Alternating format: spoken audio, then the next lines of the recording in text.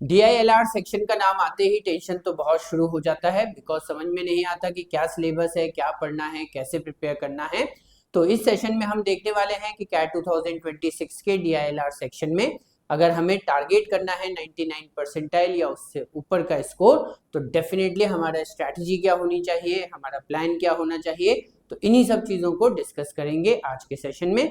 Agenda यही रहेगा कि जो DILR सेक्शन है उसमें क्या क्या चैलेंजेस हैं, उन चैलेंजेस को हम कैसे डील करेंगे, कैसे स्टडी करेंगे, कैसे प्रैक्टिस करेंगे, कैसे स्ट्रैटेजी जो है वो हमारी होनी चाहिए टू सिक्योर 99 परसेंटाइल या उससे भी ज़्यादा, और हमारा मंथ वाइज स्टडी प्लान क्या होगा। ठीक है, सो आई एम वेरी श्योर कि आप सभी लोगों को ये तो आइडिया है कि कैट का जो DILR सेक्शन है उसमें लास्ट 2 इयर्स में 2024 और 2025 दोनों में 20 क्वेश्चंस हमसे 22 एंड 22 क्वेश्चंस पूछे गए हैं। राइट, 2024 का डिफिकल्टी लेवल अगर हम स्लॉट वाइज एक एवरेज निकाल के देखें तो थोड़ा सा ज्यादा था, तो शायद 12 क्वेश्चंस वहां अटेम्प्ट हो सकते थे। 2025 में हर स्लॉट में डिफिकल्ट नहीं था, हालांकि एक स्लॉट पर्टिकुलरली ऐसा था जिसमें DILR सेक्शन थोड़ा डिफिकल्ट आ गया था, बट अदरवाइज अगर हम ऑन एन एवरेज देखें तो यहाँ पर भी 12-13 क्वेश्चंस आउट ऑफ 22 40 मिनट्स में सॉल्व हो सकते थे। मतलब ऑलमोस्ट 3 सेट्स तक हम डेफिनेटली सॉल्व कर सकते थे। दी ओनली थिंग इज कि हमें सेट पिक करना आना चाहिए, सेट चूज करना आना चाहिए। उसके लिए हमारे पास क्वेश्चन व्यूअर पेपर, जो क्वेश्चन पेपर होता है उसको पूरा व्यू करने का ऑप्शन रहता है, उस ऑप्शन को जरूर एक्सरसाइज करें, उसे जरूर प्रैक्टिस करें। बट एनीवे, उस लेवल तक पहुंचने के लिए भी हमें उससे पहले बहुत सारी मेहनत करनी होगी।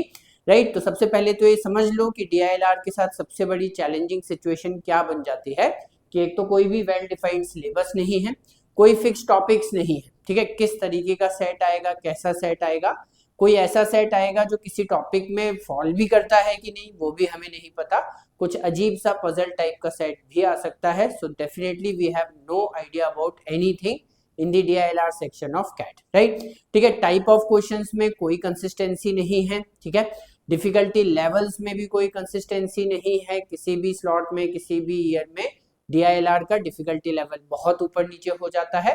एंड देन फाइनली ये भी क्लैरिटी नहीं मिलती है कि कैसे प्रिपेयर करना है, क्या करना है। तो चलो इन सारे क्वेश्चंस का आंसर ढूंढने की कोशिश करते हैं। अगर मैं देखूं कि 6 मंथ्स प्लान है हमारे पास, अगर 6 मंथ्स का टाइम है तो हमारे पास फर्स्ट मंथ की जो स्ट्रैटेजी है वो क्या होनी चाहिए।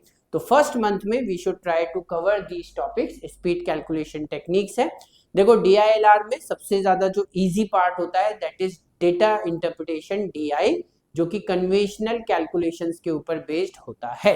लेकिन ये कन्वेंशनल कैलकुलेशंस भी तभी अच्छे से हो पाएंगे जब आपने अरिथमेटिक को अच्छे से डील किया है, और स्पीड कैलकुलेशन टेक्निक्स आपके साथ, आप उसके साथ 100% कंफर्टेबल हो। ठीक है, तो सबसे पहले स्टार्ट करो स्पीड कैलकुलेशन टेक्निक से, इससे आपका थोड़ा सा इंटरेस्ट भी बढ़ता है। अच्छे अच्छे टेक्निक्स होते हैं, मजा भी आता है देखने में, सुनने में, समझने में। इसके क्लासेस भी होते हैं, तो डेफिनेटली आ सकते हो, क्लास भी अटेंड कर सकते हो। परसेंटेज के कॉन्सेप्ट्स, रेशियो प्रपोर्शन के कॉन्सेप्ट्स और एवरेज के कॉन्सेप्ट जरूर पढ़ लो। ये तीनों टॉपिक अरिथमेटिक का बेस फॉर्म करते हैं। इससे आपको DILR की लैंग्वेज समझने में थोड़ी सी आसानी हो जाती है। Then you also feel very comfortable in understanding the ways of solving the questions. Right, तो डेफिनेटली यहाँ पर परसेंटेज चेंज निकालना है, ग्रोथ रेट निकालना है, एवरेज एक्सपेंडिचर, तो इस तरीके के जो कैलकुलेशंस हैं वो यहाँ से बहुत क्लियर हो जाते हैं। एंड देन फर्स्ट मंथ में डिफरेंट डिफरेंट सोर्सेज से मैथमेटिकल और लॉजिकल पजल सॉल्व करते रहो। ठीक है, ये जो पजल्स हैं ये सेट्स नहीं है, ये DILR के सेट्स नहीं है। आपको सिर्फ गूगल पे या आप तो ChatGPT है, अलग अलग टाइप के AI टूल्स भी आपके पास अवेलेबल हैं, तो आप हजारों टाइप के मैथमेटिकल और लॉजिकल पजल्स यहाँ पर डेफिनेटली देख सकते हो। इसके अलावा ये पूरे मंथ का एजेंडा रहेगा। डेली का प्लान क्या रहेगा कि कॉन्सेप्ट्स को लर्न करो, क्योंकि यहाँ पर तो बहुत सारे कॉन्सेप्ट्स हैं, इनके नोट्स भी बनाने होंगे, अच्छी तरीके से लर्न करना होगा। 20-30 क्वेश्चंस अच्छे से सॉल्व करो हर कॉन्सेप्ट के ऊपर, हर चीज के ऊपर। राइट, और फिर डीप एनालिसिस करते रहो किस चीज का, कि हम जब भी क्वेश्चन सॉल्व कर रहे हैं तो कहाँ कहाँ पर हमसे गलतियां हो रही हैं या कहाँ पर गलतियां हो सकती हैं।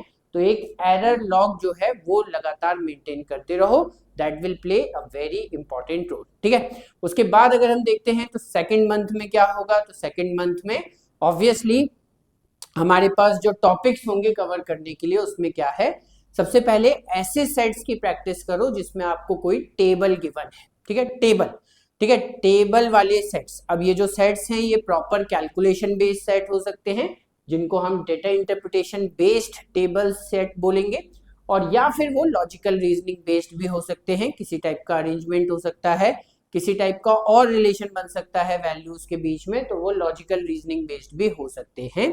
Same is true with bar graphs. CAT के डिफिकल्टी लेवल पे जरूरी नहीं है कि किसी सेट में बार ग्राफ दिख रहा है तो वो सिर्फ और सिर्फ डीआई बेस्ड ही होगा, वो भी एलआर बेस्ड हो सकता है। पाई चार्ट्स की अच्छे से प्रैक्टिस करो, डीआई बेस्ड भी मिलेंगे, एलआर बेस्ड भी मिलेंगे। लाइन ग्राफ्स की अच्छे से प्रैक्टिस कर लो, एंड देन केसलेट्स, केसलेट्स जिसमें इनमें से कोई डायग्राम नहीं होगा, एक पैराग्राफ होगा, 2 पैराग्राफ होंगे, मतलब विदाउट डायग्राम आपको बहुत सारा डेटा गिवन होगा, और उस टाइप के सेट्स को हम केसलेट्स कह सकते हैं। और केसलेट्स भी हमारे डीआई बेस्ड भी होते हैं और एलआर बेस्ड भी होते हैं। तो ये आपके सेकंड मंथ का एजेंडा रहेगा, और यहाँ पर भी आपको बहुत सारे कॉन्सेप्ट्स लर्न करने हैं, 2-3 सेट्स एवरी डे, 90 मिनट तक का टाइम लगेगा, इसको सॉल्व करना है, एनालिसिस करना है, अपने एरर्स या जो भी पॉसिबल एरियाज हैं जहां पर भी एरर्स हो सकते हैं उनके लॉग्स जरूर मेंटेन करना है। उसके बाद अगर हम देखते हैं तो हमारे पास आता है थर्ड मंथ। थर्ड मंथ में क्या टॉपिक्स कवर करने हैं, तो 100% हमें यहाँ पे कवर करना है डेटा अरेंजमेंट, हर टाइप का डेटा अरेंजमेंट, जैसे linear arrangement, circular arrangement, conditional arrangement, condition based arrangement, selection based arrangement, right, matching based arrangement, tabular arrangement, ठीक है, आपका कंपैरिजन बेस्ड अरेंजमेंट हो सकता है। तो बहुत सारे टाइप के अरेंजमेंट के क्वेश्चंस होते हैं, वो सारे टाइप के अरेंजमेंट के क्वेश्चंस यहाँ पर हमें प्रैक्टिस करने हैं। गेम्स एंड टूर्नामेंट्स, राइट, ये एक बहुत पॉपुलर टॉपिक रहा है कैट में, ऑलमोस्ट हर साल किसी ना किसी स्लॉट में एक सेट तो गेम्स एंड टूर्नामेंट्स का देखने को मिलता ही है, तो इसको प्रैक्टिस कर लो। डिस्ट्रीब्यूशन एंड ग्रुपिंग के जो भी कॉन्सेप्ट्स हैं उनको एक बार ध्यान से देख लो, रूट्स एंड नेटवर्क्स के जो कॉन्सेप्ट्स हैं उनको एक बार ध्यान से देख लो, न्यूमेरिकल रीजनिंग या जिसको हम क्यूबीआर क्वांट बेस्ड रीजनिंग भी कहते हैं, तो इसको भी आप अच्छे से प्रैक्टिस करो। इसमें नंबर्स के साथ या क्वांट के किसी फॉर्मूले के साथ, क्वांट के किसी प्रिंसिपल के साथ हमें थोड़ी सी रीजनिंग, थोड़ा सा दिमाग, थोड़ा सा लॉजिक और लगाना पड़ता है, तब फिर सेट सॉल्व होते हैं, तब फिर हमें सेट्स में आइडिया लगता है कि कैसे ये सॉल्व होगा, ठीक है। यहाँ तक आते आते आपके लिए जो बुक्स में मटेरियल होगा वो सफिशिएंट होगा, आपको यहाँ तक आते आते previous year question paper solve नहीं करना है। प्रीवियस ईयर क्वेश्चन पेपर्स एक बहुत अच्छा सोर्स है इंफॉर्मेशन का, उसे वेस्ट नहीं करेंगे, उसे जब ये सारी प्रैक्टिस हो जाएगी, थर्ड मंथ तक हम इतनी तैयारी कर लेंगे, उसके बाद फिर प्रीवियस ईयर क्वेश्चन पेपर्स को टच करेंगे, ठीक है।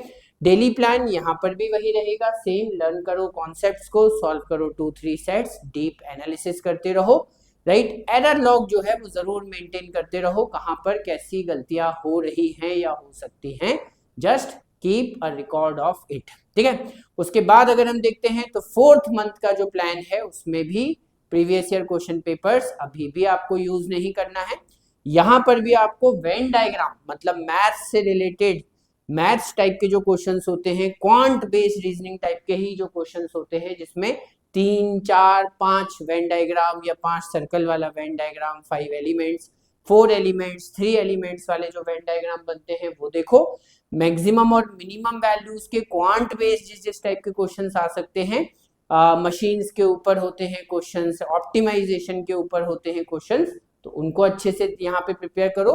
Missing data sets, right, data में से बहुत सारे वैल्यूज मिसिंग हैं जिनको आपको फाइंड आउट करना है, या उन मिसिंग वैल्यूज में से ही आपको हर प्लेस पर ये समझना है कहाँ पर कौन सी वैल्यू मैक्सिमम हो सकती है, मिनिमम हो सकती है, तो उस टाइप के सेट सॉल्व करो। ये थोड़ा सा हायर डिफिकल्टी लेवल वाला पार्ट है। फिर उसके बाद डेटा इंटरप्रिटेशन और लॉजिकल रीजनिंग का जो मिक्सचर होता है उस टाइप के सेट सॉल्व करेंगे।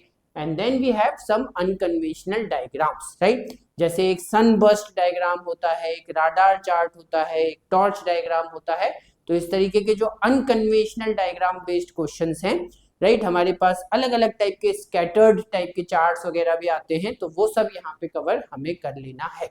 That will be the agenda of fourth month, ठीक है। बहुत सिस्टमैटिकली जैसा मैं बता रहा हूँ वैसे आगे बढ़ोगे तो गड़बड़ नहीं होगी। डेली का प्लान अभी भी सेम चल रहा है, आपको एरर लॉग मेंटेन करना है। यहाँ पर मैं आप सभी लोगों को एक चीज और बता दूं कि 26 मार्च को 9 PM है ना, please note it down, 26 March 9 PM जो हमारे IIM अहमदाबाद के पास आउट हैं विजयादित्य सर, वो लेने वाले हैं एक वेबिनार का जो टॉपिक है वो रहेगा mistakes that students make while preparing in the long term for each section VARC as well as DILR as well as quant. तो उनके एक्सपीरियंस से जितना भी एडवांटेज, जितना भी बेनिफिट आपको मिल सकता है, अगर वो बेनिफिट आपको चाहिए तो आप डेफिनेटली इसको रजिस्टर कर सकते हैं, राइट। एंड कुछ प्रिपरेशन मिथ्स भी होते हैं, how the traditional approach is killing your prep and what is the way forward. तो ये सारी चीजें वहां पर डिस्कस होने वाली हैं, राइट। और अगर आप ये जो आपका वेबिनार है उसे अटेंड करते हो तो कुछ आपके लिए रिवॉर्ड्स भी हैं।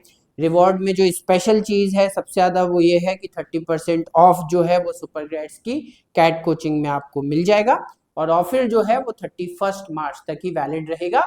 एंड ऑब्वियसली पहले आप वेबिनार आइए, वेबिनार के लिए जो लिंक है वो आपको फर्स्ट कमेंट में मिल जाएगी, तो फटाफट आप वेबिनार को लॉगिन रजिस्टर कर सकते हैं। एंड देन 26 मार्च 9 PM ये डेट जरूर याद रखेंगे। And then let's move on to the 5th month agenda. जो आपका 5th मंथ का एजेंडा है वो कैसा रहेगा, तो ऑब्वियसली अब 5th मंथ में हम आ जाएंगे कैट के प्रीवियस ईयर क्वेश्चन पेपर्स के ऊपर, ठीक है। आई एम श्योर आप लोगों को ये पता होगा कि कैट के जो पुराने क्वेश्चन पेपर्स हैं 1990 से लेके 2008 तक वो इजीली अवेलेबल हैं, ठीक है, बुक के फॉर्म में भी, लूजली भी, PDFs में भी बहुत इजीली अवेलेबल हैं। तो जो कैट के ओल्ड पेपर्स हैं 1990 से लेके 2008 तक, सबसे पहले उसका जो DILR है उसे सॉल्व करो, जल्दी जल्दी सॉल्व हो जाएगा, उस समय बहुत डिफिकल्ट नहीं होता था, लेकिन आप कैट का जो मेंटेलिटी है, कैट का जो माइंडसेट है वो वहां से अच्छी तरीके से समझना शुरू कर दोगे। उसके बाद कैट 2017 के 2 स्लॉट्स के पेपर हमें मिलेंगे, उसको सॉल्व कीजिए।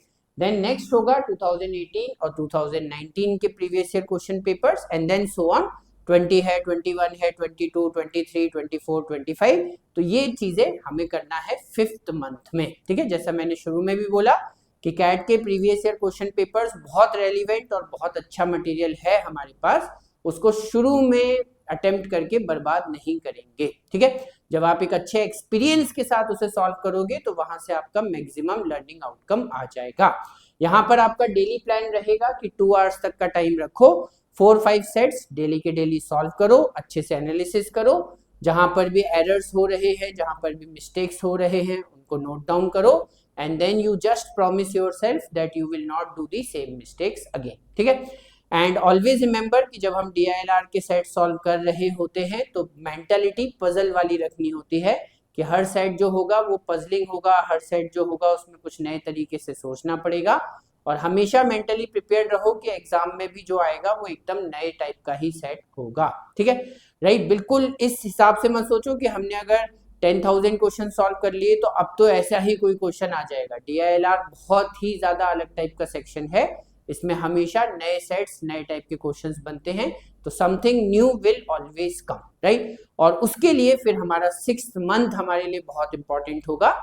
6 मंथ्स में हमें इसी टाइप के जो टेस्ट हैं, जो कि बेसिकली बहुत नई नई चीजों के ऊपर बेस्ड होंगे, उसमें डेटा इंटरप्रिटेशन के टेस्ट लगा सकते हो, इसमें आप यूज कर सकते हो टॉपिक टेस्ट का भी, और इसमें आप यूज कर सकते हो सेक्शनल टेस्ट का भी, ठीक है। तो DI के टेस्ट, LR के test, LRDI logical reasoning based data interpretation, इसके भी टेस्ट लगाना है, राइट। उसके बाद सेक्शनल टेस्ट सॉल्व करना है, मॉक टेस्ट सॉल्व करना है, तो यहाँ पर आपकी टेस्टिंग चलती रहेगी। And I am very sure कि जब तक आप 6 मंथ में पहुंचोगे तब तक आपके बाकी के 2 सेक्शंस भी अच्छे से प्रिपेयर हो चुके होंगे, QA भी और VARC भी। तो 6 मंथ तो डेफिनेटली टेस्ट के हिसाब से ही होना चाहिए।